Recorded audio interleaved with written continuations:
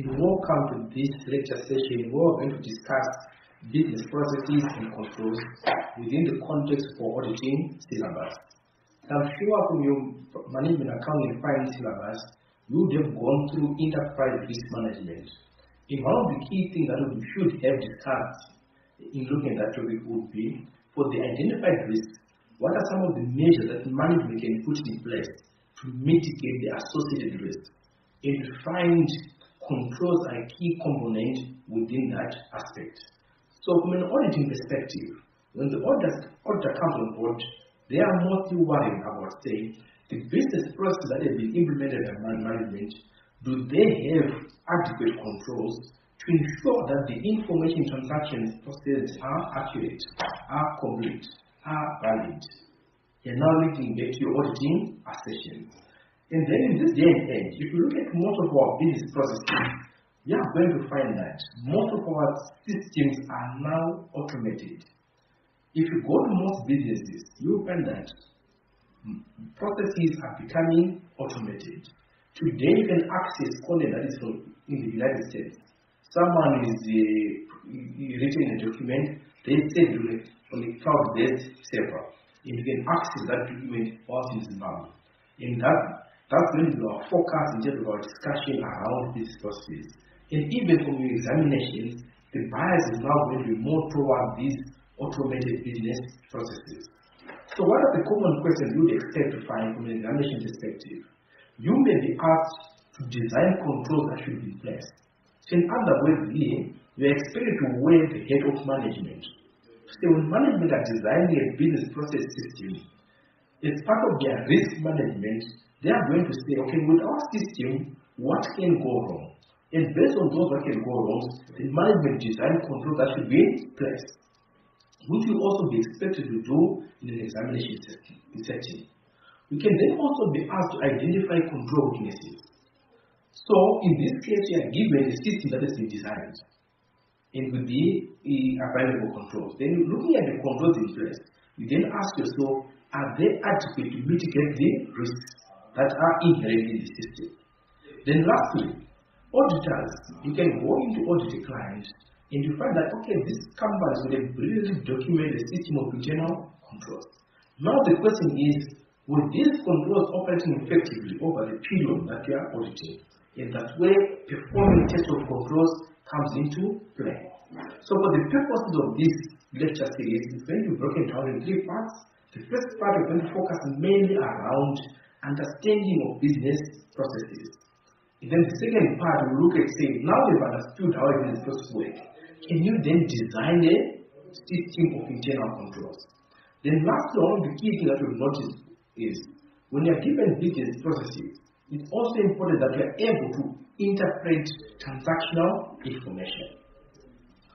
So the first question is, what is a business process? So it might appear like it's a simple question, but it's very fundamental to understanding of this topic.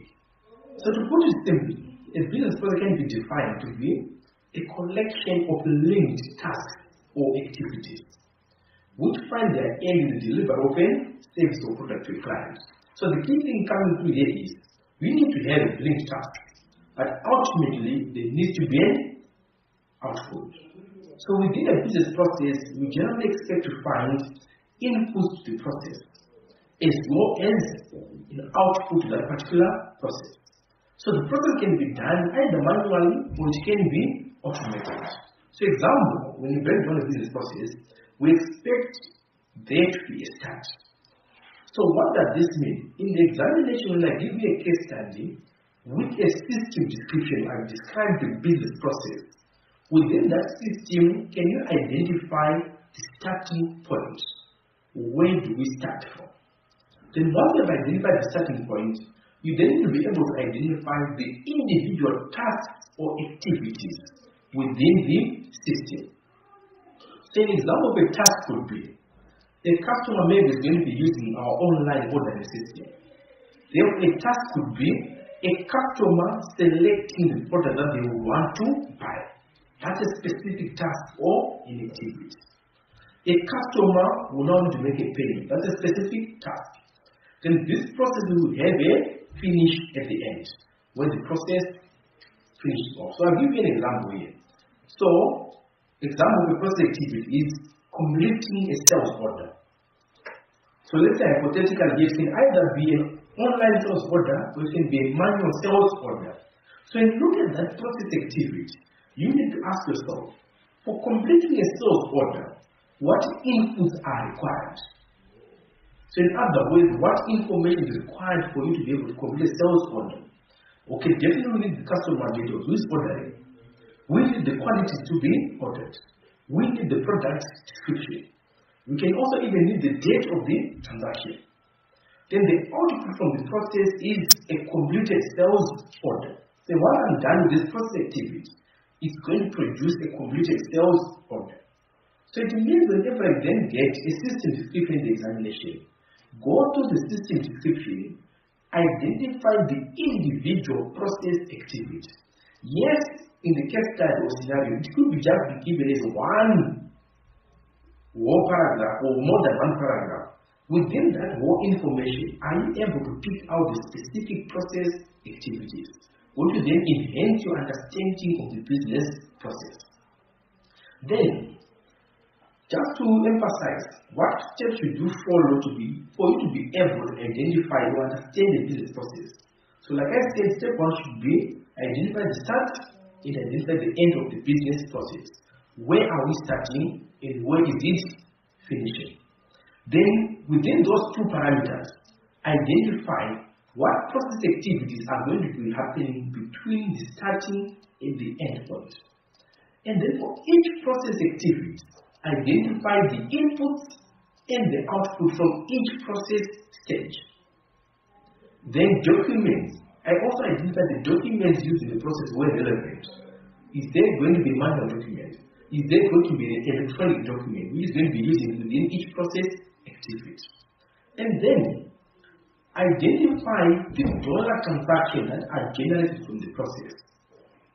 So that's very important. Ultimately, what dollar transaction? Is it a sell transaction? Is it a payroll transaction? Is it an expense transaction?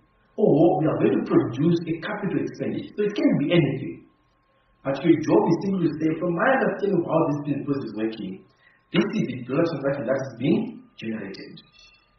Now, this appears all simple etc.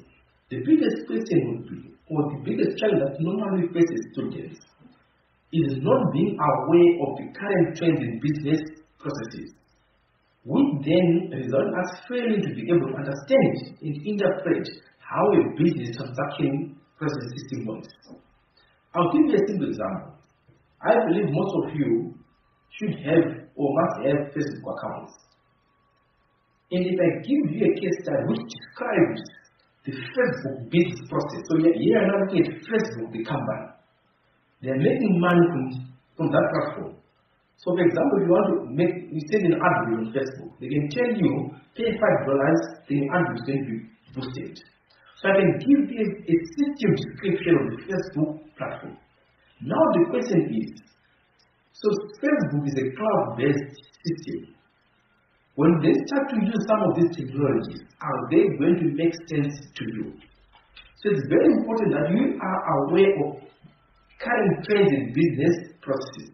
So cloud computing is one of the biggest and game-changing trends in business computing, in business process. So what is cloud computing? So I'm not saying you put anything sitting in the clouds.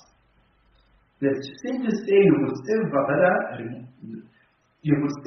are located in a remote location, which are then accessed via a network. And then if you get a chance that is a server, do you know what is a server? Is it not going to affect your understanding of the business process? And there are other additional trends include Internet of Things. So if you hear the term Internet of Things, what is it all about? So in layman's terms, Internet of Things is simply saying this is now an interconnection of devices that are communicating with each other. So if you get a case study which is referring to Internet of Things, are you able to quickly relate to that case study? Then another issue, because of automation that has happened, you will find that business processes are now generating huge amounts of data. So when you are sitting on data, you can then get a lot of information value from that data. But how can you derive that value? That's where big data analytics comes through. We are looking at relationships within your data. So I'll give you a simple example of how big data analytics can come through in business processes.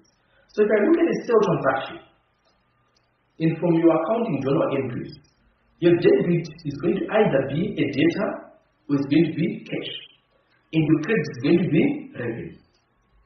So I can do a data analytics for a client whereby I say, I want to test whether the sale transactions are valid. So I know that for every sale transaction, it's going to either generate cash or there's going to be a data. So if I reconcile my sales revenue against my data and cash that I received during the course of the year, I should be able to determine whether my sales are valid. So relationship analysis. Then also, there's this new animal coming to play, blockchain technology. What is this again? So here, the idea is you need to be abreast of the current developments in business processing. So if you look at an example, company like Uber, how do they operate? How are they making use of technology to process transactions? So if I give you a case study based on Uber, are you going to be able to interpret that particular case study? Okay, so now the question is, why is this whole automation of business process happening? So obviously, a computer can be able to efficiently process transactions. Why? Because a computer can be able to consistently repeat the same process over and over and over again, unlike human beings. Easier sharing of data. I talked about cloud computing.